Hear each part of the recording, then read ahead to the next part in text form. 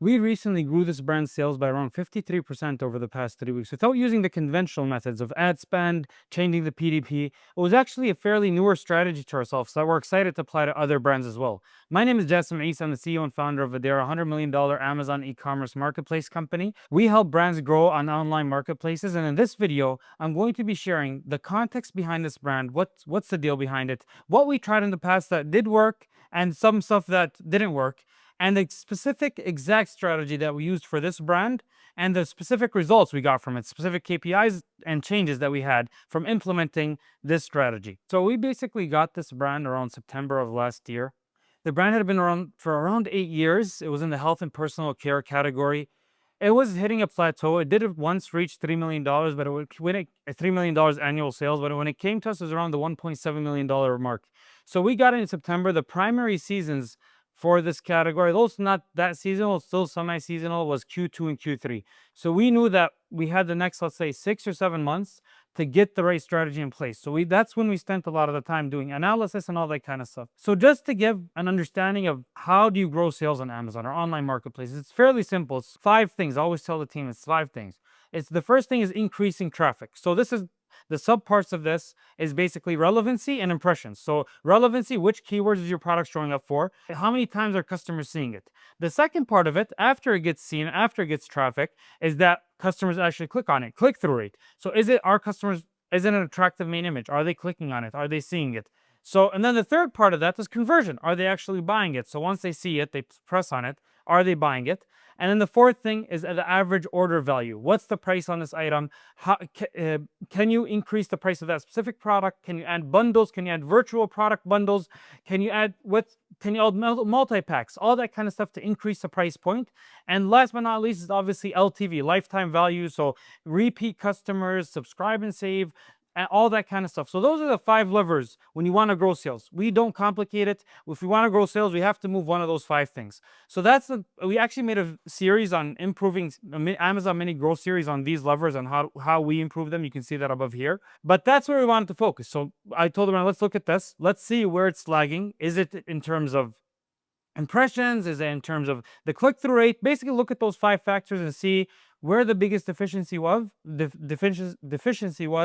and how we can improve that factor. Now, let's get into what we tried for this brand. I'm going to share the things that didn't work first, and things that marginally worked, and eventually, after this step, I'm going to share the things that actually was the biggest lever that marginally, orders of magnitude, brought us a sales improvement on this. So let's get into some of the things that didn't work. So the first thing was increasing ad spend. Although the data suggested that it wouldn't work, we still decided to throw a little money in there just to see how it reacts. Sometimes data is very nuanced. There's a lot of factors. It's not as holistic.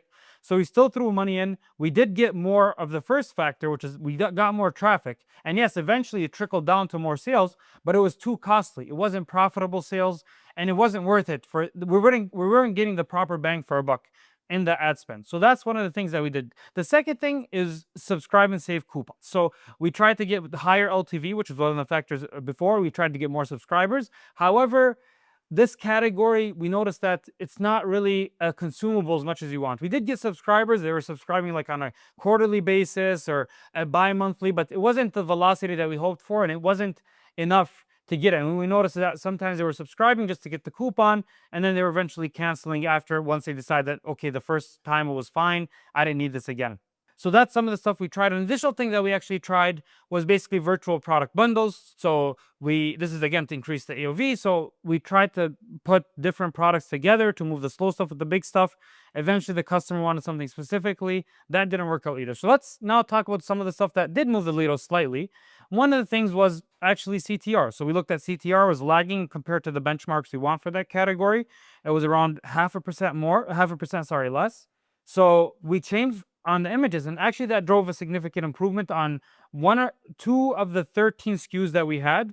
2 of the 13 parent ASINs. Sorry, we had obviously more child ASINs and more SKUs, and it raised it by approximately 15 or 20%. So it was a marginal improvement. It's obviously great because it's free. It's a one-time change, but it's not the orders of magnitude we hoped for. Again, we were down from 1.7, and it was used to be at 3 million. We wanted to obviously blow past that.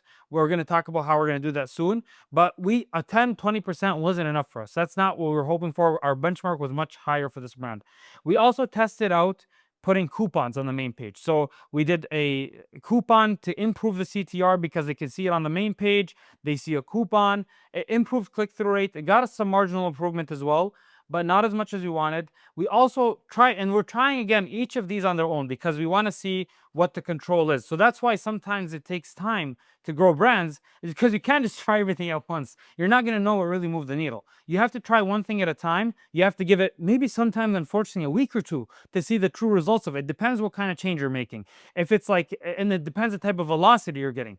If it's a very high sales item, you have enough data within an hour to be able to tell. I don't want to get into that tangent. I'll do that in another video. The point is that that's why it takes sometimes a lot of time, is we're testing. Again, we just came up with the conclusive result just around a month or two ago. So it took us 3 or 4 months to do this analysis and the test and the hypothesis, the studies, just to get this huge turnaround that we're going to describe with the 53% growth, obviously, on a brand like this, which is, you're talking about right now we're at a run rate of, it was used to be 1.7, 53% growth. We're talking about, what is that, 2.6, 2.7, and even more hopefully after there. So obviously that kind of change is monumental, so it takes a lot of time. Getting back to things we tried out, the other thing that we tried out was a multi-pack bundle. So you buy one, you get this, you buy two, you get this. And the reason we're trying these out, we're not guessing these things. We're seeing that the unit per order was a lot for these. So usually we have a 1-to-1 ratio. So each customer is buying one of an item, maybe 1.01. They might buy like 2 of it for a friend. But in this case, we actually had a 1.37 units per order. So customers are frequently buying more than one at a time. So this was significant for us, and that's why we're trying this specifically. And like I said, these aren't blanket solutions. So you have to look at your product, you have to look at your data, and see what's eligible and applicable in your scenario specifically. So that's why this is very relevant. So we tried these out, and the coupon and the multi-pack bundle, we've seen a huge improvement from it. So now we're getting data. We're seeing things that worked. Again, I mentioned the CTR. I mentioned some of the coupon, obviously, and the multi-pack bundle. So now that we have this data, now we can get into the strategy that actually worked. Here is what actually moved it all the way through. Like I said, usually it's not one thing. It's not one silver bullet. It's a lot of small BB guns per se. This is what we end up coming to after a lot of testing, after a lot of data analysis, was these 3 things. We changed the main image on a lot of them. The CTR was below the benchmark, as I mentioned. That wasn't the big push, but it still was significant. So one-time change. The main images haven't been changed for around 1.5 years for this brand. So we were talking to the brand. We were kind of seeing where they were at as well. So that's the first thing that we did. It's very low-hanging fruit. Each main image takes like a couple hours. So it's not, you can change 13 main images, that's going to take 2 or 3 days. So we did that. Obviously, if you have a good team and you're kind of putting pressure on, but if you have also the standards, but that's what it takes us basically. The second thing that we did, we also still wanted to improve the click-through rate. We added the 10% coupon. Your product is in a list of dozens of products on the Amazon scrolling page. So once they're seeing your product, you want to make it as scroll stopping as possible. So the main image is part of it. You want to make it bright. There's a lot of requirements. I talk about CTR in another video. It's part of the Amazon growth series that I mentioned earlier. But the other thing is obviously the coupon. So we wanted to put the coupon in there, 10%. Customers click on it. It's differentiating from other basically competitors within the Amazon scrolling page. But now that they're on the listing, we wanted to add a secondary coupon. That's where the multi-pack comes in. So now there's 2 coupons on there. So now obviously you want to say, well, if you're discounting all this much, then obviously you're not getting it anyways. But these are non-stackable coupons. So each one we made, so there's 10% coupon for you either choose that one or you choose the multi-pack. You can't choose both. But you're getting a lot of benefits from this that I'll get into later. But let me talk about the multi-pack structure. So the multi-pack coupon structure that we made for this one was basically, you buy 2, you get 5% off. You buy 3, you get 10% off. You buy 4 or plus, you get 15% off. So now a lot of customers, especially, we didn't realize how much businesses use this product, and they prefer the multi-packs. But not only businesses, even individuals that used it, they needed more than one. So they were, like I said, the units per order was very frequent. So a lot of those higher orders, again, we're also saving fees when they're buying multi-packs, because we save on other fees like fulfillment fees and other fees that when a customer, some of the Amazon fulfillment fees are fixed. They only occur once. The same for sponsored. Like let's say a customer, they click on your listing. There's a CPC, it's a cost per click. It's not a cost per order. So if they click once and they're buying 10, that's great. You just increase your AOV, but you're still paying the same CPC. That's why increasing the AOV is so effective.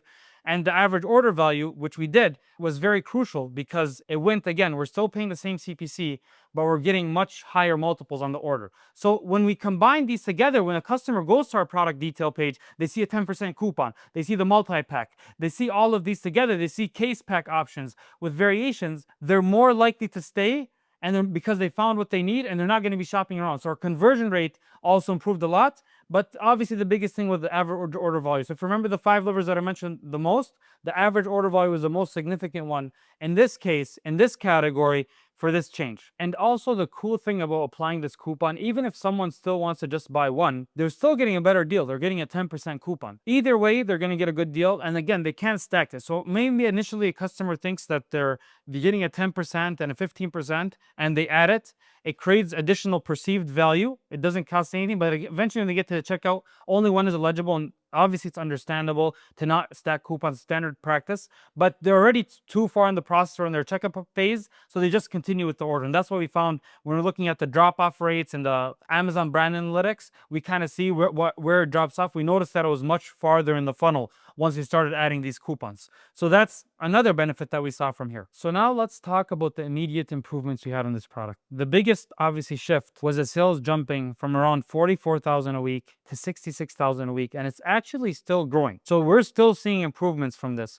because now Amazon is also seeing improvement in conversion rates. Amazon flywheel starts to kick in. We're getting organic ranks, but those are secondary impacts. They're indirect. The biggest impact was obviously from the average order value. That increased from $19.32 to $22.15, around a 15, 16, 17% average order value increase. So still, and then not only that, we increased our margin because like I said, a lot of the fees are fixed. So we improved on that aspect as well. So that was really the deciding factor. Obviously our click-through rate improved, but now when Amazon sees the conversion rate improving, they're going to show us more. They're seeing customers liking us more.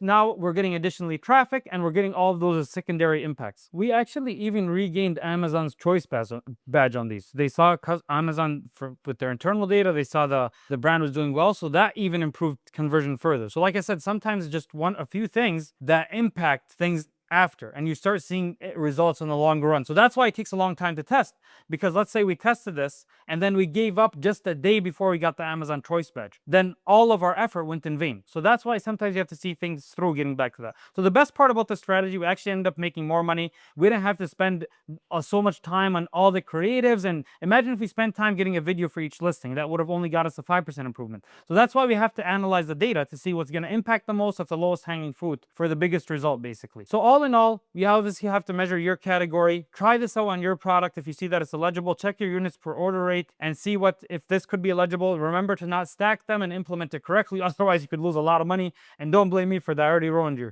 So if you like this series, actually go ahead and check out this series. We talk about the top 30 Amazon PPC mistakes to not waste actually a lot of money. And make sure to like and subscribe. I noticed a lot of you guys aren't subscribed yet. A lot of you guys are coming back to watch, so I appreciate that. So I can continue releasing more of these videos. And if you're a brand doing over $1 million a year in revenue, check us out at Voadera.com for a strategy call. We might be able to help you grow even further on online marketplaces.